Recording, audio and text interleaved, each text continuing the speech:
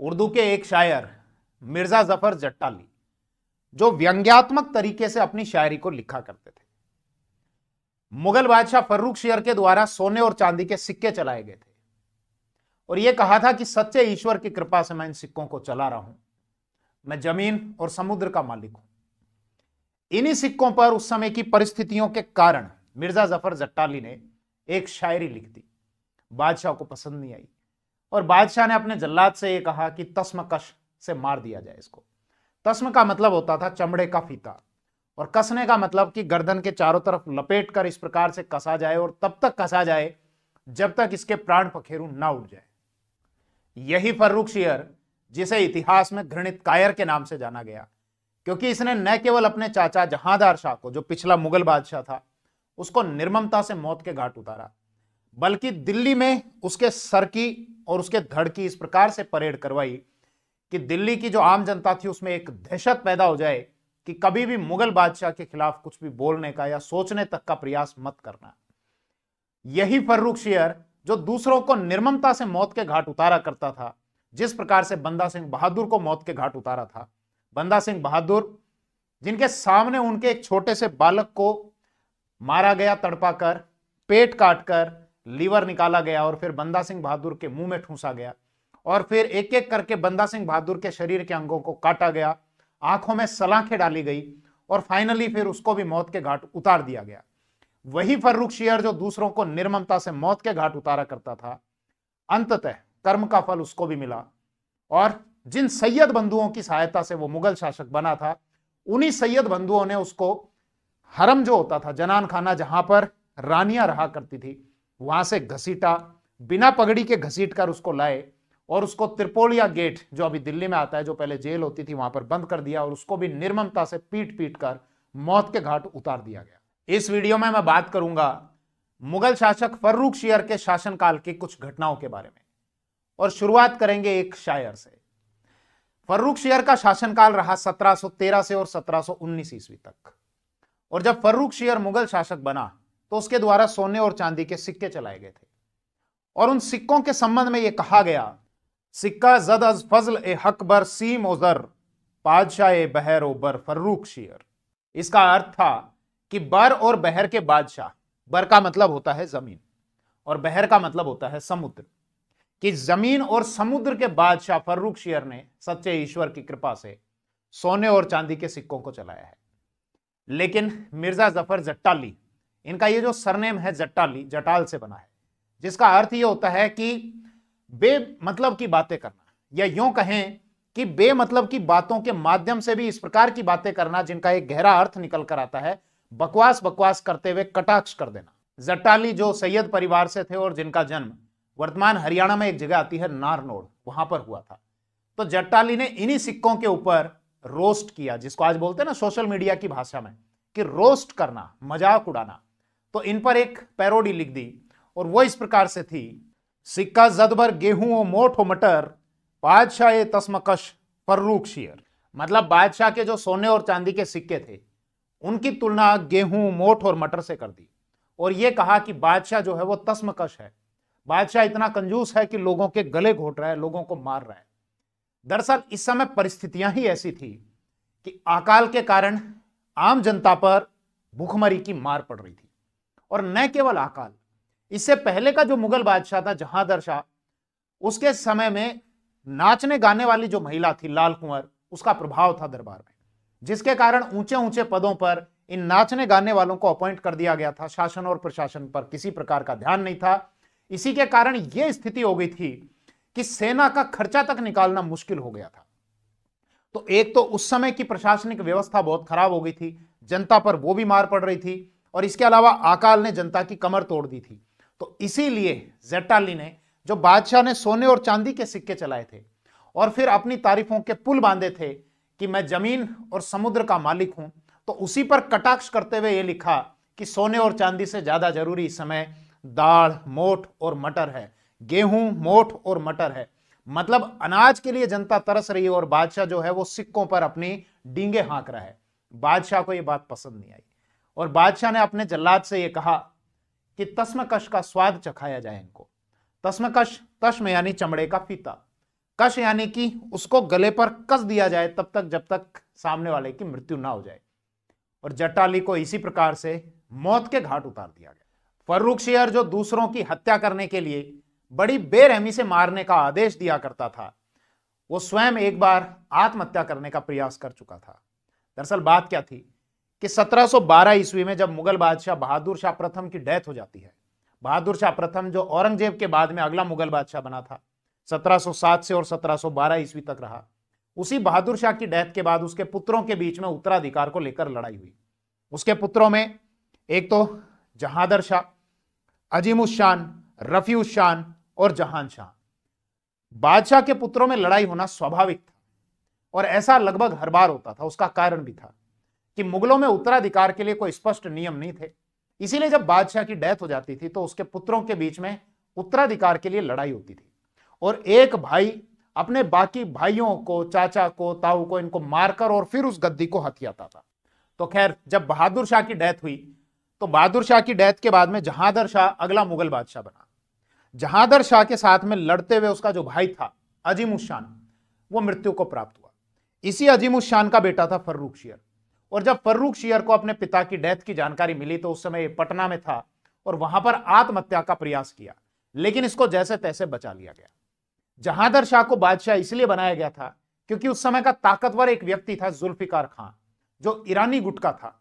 जुल्फिकार खां एक ऐसे व्यक्ति को, ऐसे कमजोर व्यक्ति को मुगल बादशाह बनाना चाहता था जो उसकी कठपुतली रहे और वास्तविक सत्ता उस व्यक्ति के हाथों में रहे। तो इसीलिए जहांदर शाह को जब अगला मुगल बादशाह बना दिया गया तो जुल्फिकार खान स्वयं वजीर बना और जो सत्ता थी, वास्तविक सत्ता, वो उसके हाथों में थी। जुल्फिकार जो ईरानी गुट का नेता था, जब उसका प्रभाव बढ़ा तो जो दूसरा विरोधी तुरानी गुट का था जिसके नेता चिनकलिच खान थे, अब इनके बीच में दो फाड़ हो गई। दोनों गुट हमेशा इस मौके की फिराक में रहते कि कब इनकी संख्या में कटौती की जाए या कब इनका कद कम किया जाए और स्वयं का कद बढ़ाया जाए। इसका मतलब मुगल दरबार के जो अमीर थे इनके बीच में दो फाड़ थी। जहां मुगल बादशाह की बात करें जहांदर शाह, तो वो एक नाचने वाली के प्रभाव में था, लाल कुंवर के प्रभाव में, और इसीलिए शासन और प्रशासन पर उसका ध्यान नहीं था। मुगल दरबार जहां पर गंभीर राजनीतिक और प्रशासनिक बातों पर विचार विमर्श किया जाता था, अब वो केवल नाचने और गाने वालों का अड्डा बनकर रह गया। ये एक अच्छा अवसर था किसके लिए? फर्रुखशियर के लिए, जो इस समय पटना में बैठा हुआ था।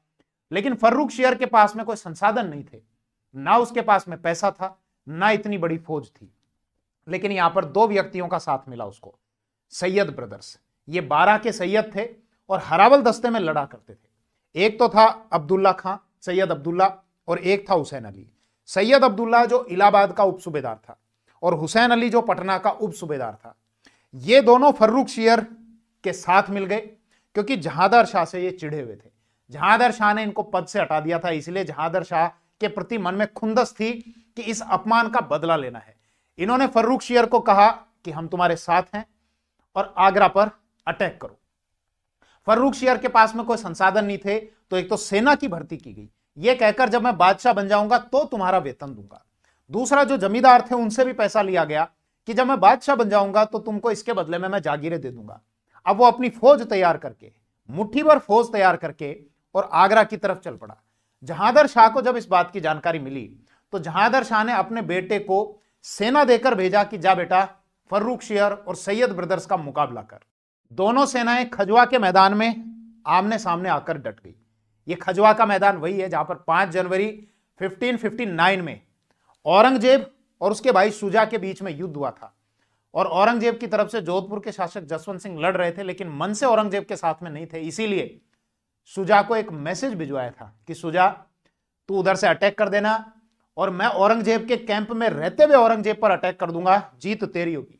लेकिन शुजा को यह लगा कि शायद हो सकता है कि औरंगजेब से ही मिला हुआ होगा और औरंगजेब ने ही इस प्रकार का मैसेज मेरे पास में भिजवाया होगा ताकि जाल में फंसाकर और मुझको मारा जा सके।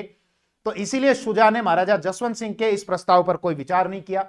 योजना के अनुसार महाराजा जसवंत सिंह ने औरंगजेब के कैंप पर अटैक किया और वहां धावा बोलकर और सीधे जोधपुर की तरफ आ गए। लेकिन शुजा इस अवसर को चूक गया था। तो यह वही खजवा का मैदान था जहां पर वापस से अब ये दोनों मुगल सेनाएं आमने सामने आकर डट गई। एक तरफ फर्रुखशियर की फौज जिसका नेतृत्व कर रहे थे सैयद ब्रदर्स, और दूसरी तरफ मुगल बादशाह जहांदर शाह की फौज जिसका नेतृत्व करता था जुल्फिकार और जहांदार शाह का खुद बेटा। लेकिन यह फर्रुखशियर की फौज संगठित थी। जहांदार शाह के बेटे को वहां से भागना पड़ा और उस सेना का जितना भी रसद गोला बारूद था वो सब फर्रुखशियर की फौज के हाथों में लग गया। जहांदार शाह को सूचना मिली कि फौज पहले मोर्चे पर हार चुकी है और बहुत तेजी से फर्रुखशियर अब आगरा की तरफ बढ़ रहा है। एक लड़ाई और होती है और यह लड़ाई होती है सामूगढ़ के स्थान पर। सामूगढ़ जो अभी आगरा में आता है, यह सामूगढ़ भी ऐतिहासिक स्थान है और इसी स्थान पर औरंगजेब और दारा शिकोह के बीच में युद्ध हुआ था और औरंगजेब ने दारा शिकोह को पराजित कर दिया था। खैर, वापस से दोनों सेनाएं आमने सामने थी और फर्रुखशियर की फौज में सैयद ब्रदर्स में से एक हुसैन अली, वो जहांदार शाह के बिल्कुल निकट पहुंचने का प्रयास करता है और वीरता से लड़ते हुए बेहोश हो जाता है, लेकिन उसके साथी उसको बचा ले जाते हैं। जहांदार शाह की फौज के पैर उखड़ने लग गए थे। जहांदार शाह का जो वजीर था जुल्फिकार, वो भाग चुका था। जहांदार शाह को भी वहां से भागना पड़ा, लेकिन भागते समय यह भी डर था कि रास्ते में कहीं पकड़ लिया जाएगा और मौत के घाट उतार दिया जाएगा। तो इसीलिए सबसे पहले तो अपना भेष बदला गया, फटे पुराने कपड़े पहने गए और एक बैलगाड़ी में बैठा जहांदार शाह, जिसमें उसके साथ उसकी प्रेमिका भी बैठी थी, और अपने बाल और दाढ़ी ये मुंडवा ली गई और वो सीधे पहुंचा दिल्ली की तरफ। और दिल्ली में एक हवेली में पहुंचा, असद खान की हवेली में। मतलब असद खान का जो महल या जो उसकी हवेली थी, यह असद खान जुल्फिकार खान का पिता था। जुल्फिकार खान के पिता से यह उम्मीद थी जहांदार शाह को कि शायद ये मेरे वफादार रहेंगे और मेरे प्राणों की रक्षा करेंगे। लेकिन अब मौका परस्ती का दौर शुरू हो चुका था और जुल्फिकार खान ने स्थिति को देखते हुए फर्रुखशियर के पास में यह मैसेज भिजवा दिया कि हमने आपके बंदी को पकड़ लिया है। यह मैसेज भिजवाने का उद्देश्य यह था कि जुल्फिकार खान को माफ कर दिया जाएगा, यह कहकर कि तुमने जहांदार शाह को पकड़वा दिया तो तुमको माफ किया जाता है। फर्रुखशियर ने मैसेज भिजवाया कि जुल्फिकार खान आप आ सकते हो दरबार में, आपका कुछ नहीं किया जाएगा। जब वो दरबार में आया तो जो पेशेवर जल्लाद थे, जल्लाद को यह कहा कि तस्मकशी से मार दिया जाए उसी चमड़े के फीते से, और उसके शरीर को नग्न अवस्था में वहीं पर पड़े रहने दिया।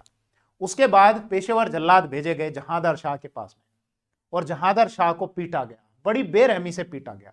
तब तक पीटा गया जब तक वो अधमरा नहीं हो गया। उसके बाद उसको भी उसी तस्मकशी से मार दिया गया, मतलब उस चमड़े के फीते से गला घोटकर उसको भी मौत के घाट उतार दिया गया। लेकिन फर्रुखशियर का भी एक और घिनौना कृत्य और बाकी था, जो दिल्ली की जनता में, आम जनता में यह संदेश था कि बादशाह के खिलाफ किसी भी प्रकार का कोई कृत्य मत करना या बादशाह के खिलाफ कुछ सोचने का भी प्रयास मत करना। इसीलिए फर्रुखशियर ने जहांदार शाह के सिर को कलम कराया और एक बांस पर उसके सिर को गाड़ा गया और परेड निकाली गई दिल्ली में। उस परेड में एक व्यक्ति उस बांस को लेकर चल रहा था जिसके ऊपर जहांदार शाह का सिर टंगा हुआ था, मतलब उसमें रोपा हुआ था, और एक हाथी था। उस हाथी पर जहांदार शाह के धड़ को उल्टा लटकाया गया था रस्सी से बांधकर। एक दूसरा हाथी और चल रहा था, उसी हाथी पर जुल्फिकार के उसी शव को उल्टा करके लटका दिया गया था ताकि दिल्ली की जनता में दहशत पैदा की जा सके। इसी फर्रुखशियर के द्वारा आगे चलकर हम ये देखते हैं कि जो बंदा सिंह बहादुर थे, बंदा सिंह बहादुर को भी बड़ी निर्ममता से इसी प्रकार मौत के घाट उतार दिया गया था। एक एक करके उनके अंगों को काटा गया था।